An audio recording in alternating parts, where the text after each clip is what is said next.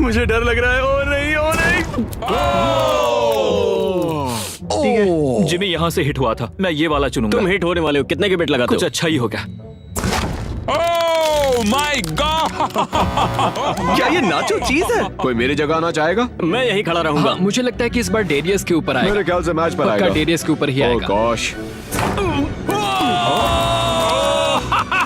Subscribe अगर आपको लगता है मैच हारेगा, लाइक अगर आपको लगता है चैंडलर हारेगा। No no no.